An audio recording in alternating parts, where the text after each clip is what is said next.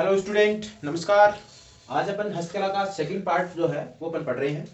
Second part के अंतर्गत जो है शुरुआत करते हैं कपड़े से संबंधित। कपड़े की बुनाई जिस प्रकार से होती है और कपड़े की बुनाई से किस प्रकार की हमारी हाथों से निर्मित कला है उसके बारे में देखते हैं, और उसके बाद में चित्रांकन हस्तकला है उसके बारे में देखते हैं। कपड़े की बुनाई में जो प्रथम जो अपन बनाते हैं उसके अंतर्गत है दरी। दरी का निर्माण किस प्रकार से होता है वो देखते हैं। एक है जयपुर और अजमेर। जयपुर और अजमेर क्षेत्र जो है वहां पे दरी बनाए जाते हैं, दरियां बनाई जाती हैं, ठीक है। वो जो टांकला गांव नागौर में पड़ता है, वहां की जो दरियां हैं वो फेमस हैं। और सालावास जोधपुर की दरियां भी फेमस हैं। लवाण दौसा की दरियां भी फेमस हैं। टोंक दरी उद्योग के लिए फेमस है। टोंक क्या है? दरी उद्योग के लिए फेमस है, याद रखना है। फिर जो है सेकंड नंबर पर अपन पढ़ेंगे गलीचे बनाना। गलीचे कहाँ बनाए जाते हैं? जयपुर और अजमेर के ही गलीचे फेमस है।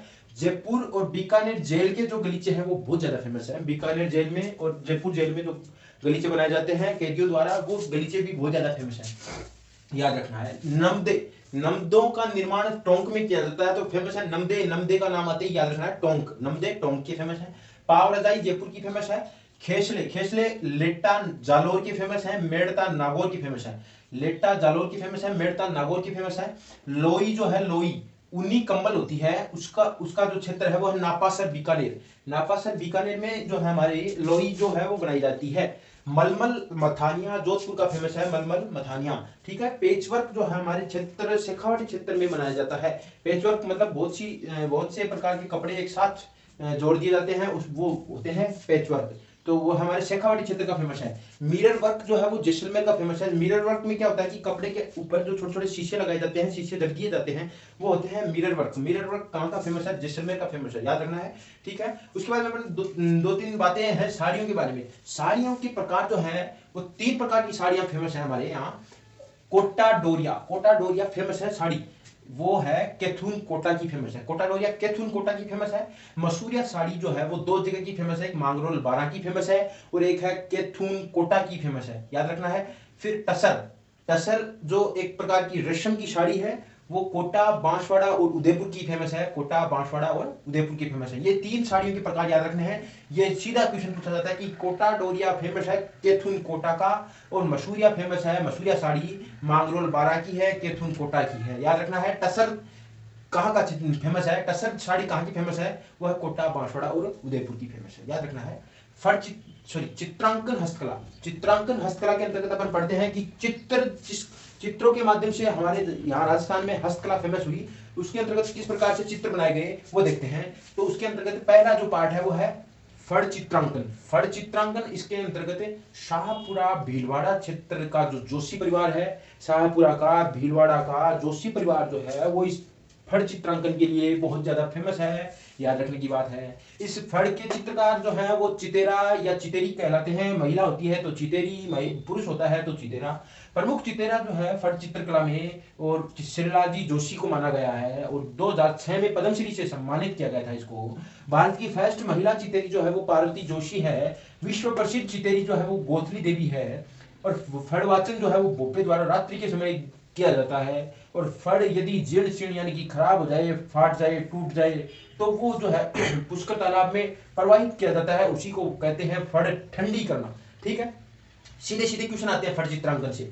ये किसापुरा का जोशी परिवार, चित्रा चितेरी और श्रीलालजी जोशी और पार्वती जोशी गोतली देवी, इनको याद रखने की बातें हैं। ये फिक्स क्वेश्चन है, ये सीधे आते हैं, ठीक है। अब फड़ में प्रमुख फड़े याद रखनी है अपने को।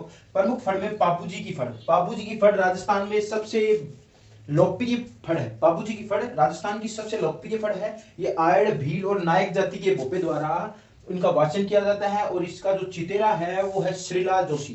बाबूजी की फड़ का चितेरा श्रीलाल जोशी है, इसने ही बाबूजी की फड़ का चित्रांकन किया था। और रावण हत्ता वाद्य यंत्र के साथ वाचन किया जाता है, याद रखने की बात है। ये जो वाद्य यंत्र है ये भी पूछा जाता है कि बाबूजी की फड़ का वाचन किस वाद्य यंत्र के साथ किया जाता है।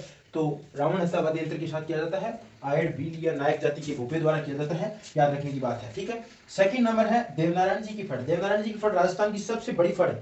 राजस्थान की सबसे बड़ी फड़ पूछे तो देवनारायण जी की फड़ है, और ये सबसे लंबी फड़ है, सबसे प्राचीन फड़ है। और कपड़े, सबसे लंबी फड़ का कारण क्या है? सबसे लंबी फड़ होने का कारण है कि कपड़े पर होने से, यानी कि कपड़े पर निर्मित ये बड़ी सारी फड़ है, ठीक है। बहुत सारे चित्र बनाए गए हैं, इसलिए सर्वाधिक चित्रों वाली फड़ है। ठीक है, सबसे छोटी फड़ का कारण क्या है, सबसे छोटी फड़ भी है और सबसे बड़ी फड़ भी है। ठीक है, सबसे लंबी फड़ भी है।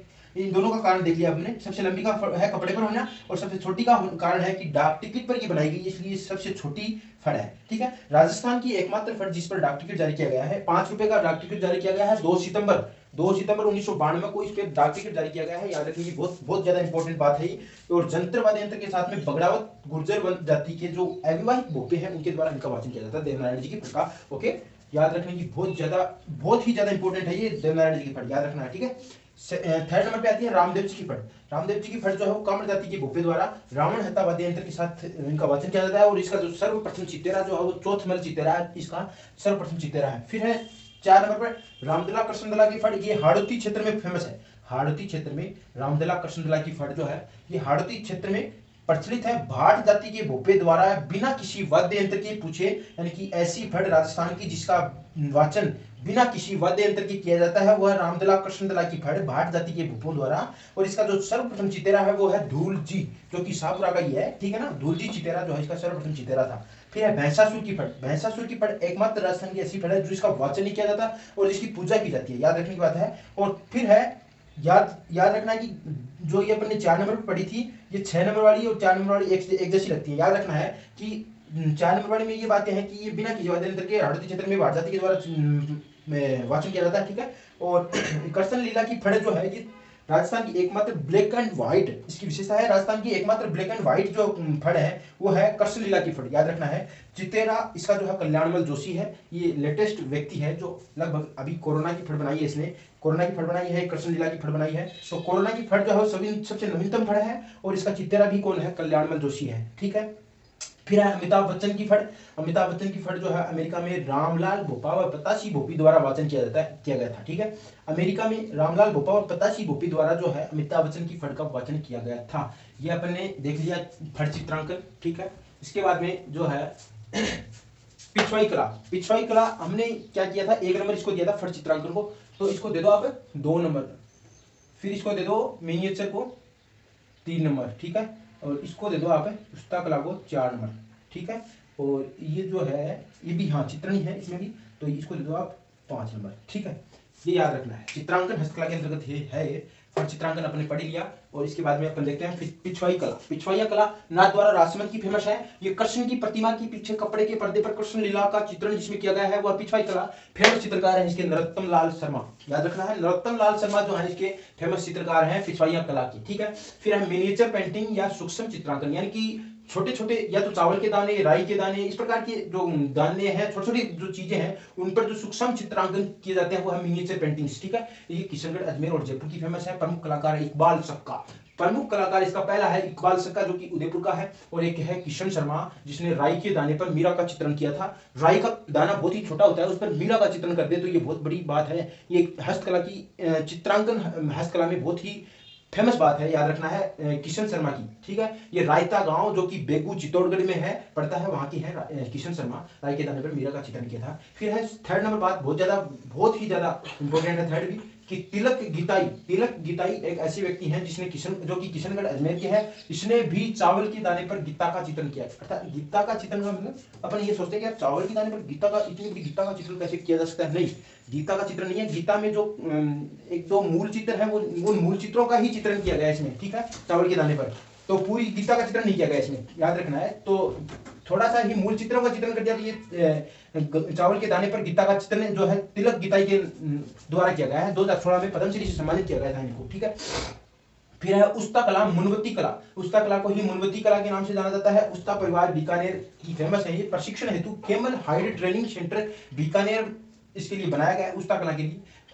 आजकल जो सिखाने के लिए, प्रशिक्षण के लिए, उस्ता कला सिखाने के लिए camel hide training centre Bikaner जो है उसको स्थापित किया है उस्ता कला के लिए। कहाँ, बीकानेर। ऊंट की खाल पर स्वर्णिम जो नक्काशी है, ऊंट की खाल पर स्वर्णिम नक्काशी की जाती है उस्ता कला के अंतर्गत। और राजा अनूप सिंह के काल में लाहौर से कलाकार अली रजा आया और रुकनुद्दीन आया, वो लेकर आए थे इस कला को। ठीक है, लाहौर से। और इसका प्रमुख कलाकार है हिसामुद्दीन उस्ता जिसके द्वारा 1986 में पद्मश्री से सम्मानित किया गया जिसको। और इलाही बख्श जो है ऊंट पर महाराजा गंगा सिंह का चित्र बनाने वाला एकमात्र चित्रकार है। और ऊंटा का ब्यूटिशियन जो है वो है अशोक टांक, याद रखना है। ऊंटों का ब्यूटिशियन यानी कि ऊंटों की जो साज सजावट है वो किस प्रकार से की जाती है और किसके द्वारा अच्छी तरीके से की गई थी, वो है अशोक टांक के द्वारा। ठीक है। फिर 5 नंबर है मथेरन कला। मथेरन कला जो है वो जैन परिवार बीकानेर की फेमस है और पौराणिक कथाओं पर आधारित भित्ति चित्रण जिसके अंतर्गत किए जाते हैं और जिसमें गीला प्लास्टर यूज होता है। ठीक है। इन भित्ति चित्रणों पर जो है गीला प्लास्टर यूज किया जाता है, जिसको बोलते हैं फ्रेस्को बुनो पद्धति, आला गीला पद्धति, अरायस पद्धति। तीनों एक ही नाम है, आला गीला पद्धति बोल दो, फ्रेस्को बुनो बोल दो और फ्रेस्को सेको। यानी कि गीली दीवार पर जो चित्रण किया जाता है वो है फ्रेस्को ब्रूनो पद्धति और जिसको सूखी दीवार पर चित्रण किया जाता है वो है फ्रेस्को सेको पद्धति। ठीक है।